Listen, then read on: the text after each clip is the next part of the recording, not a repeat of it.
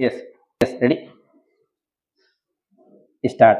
सभापति महोदय, शराब पीने से शारीरिक हानि और आर्थिक हानि तो होती ही है, साथ ही साथ सामाजिक जीवन में भी वह बहुत बुरी सिद्ध होती है जहाँ पर नशाबंदी खुल गई है।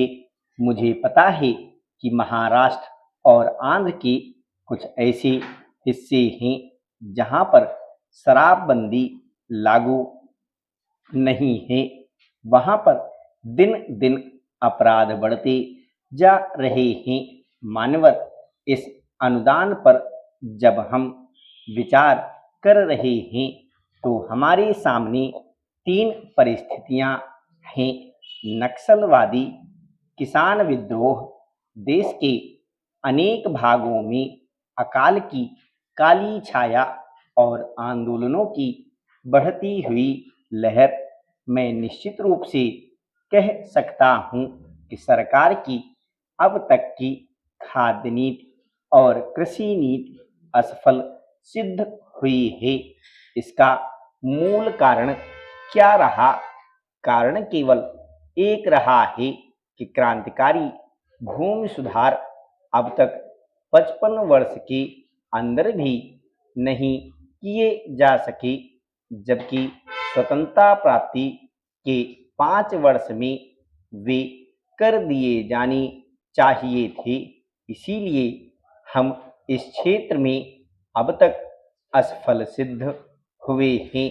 राष्ट्रीय स्वतंत्रता और संग्राम के जमाने में सबसे आकर्षक नारा हिंदुस्तान के करोड़ों मानवों को, किसानों को दिया गया था, यानी जमीन उनको दी जाए जिनके हाथ जमीन जोतते हैं।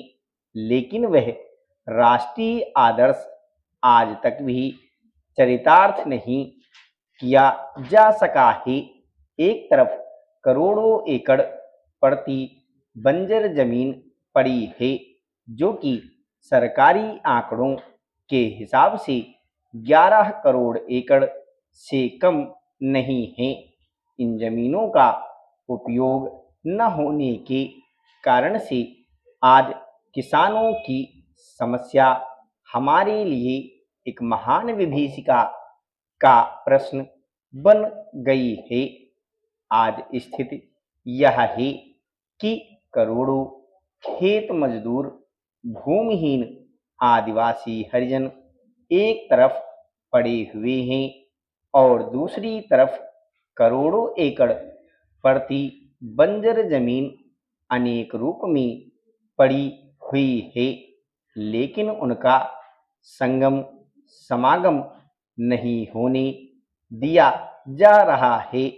इसीलिए आज बेकारी में भी इतनी वृद्धि हुई है। हम यह नहीं कहते कि प्रति बंजर जमीन को भूमिहीनों में बांटने और भूमि सुधार के क्रांतिकारी कानून से सारी बेकारी दूर हो जाएगी, लेकिन इसमें संदेह नहीं है कि उससे बेकारी की गिनती में बहुत बड़ी कमी होगी। सरकार को इस तरफ ध्यान देना होगा।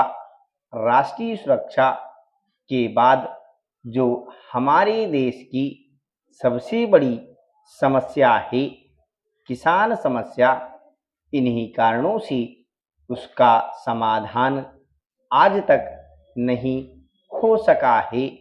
यह कलंक है। हमें हर संभव रूप में किसान की सहायता करनी चाहिए।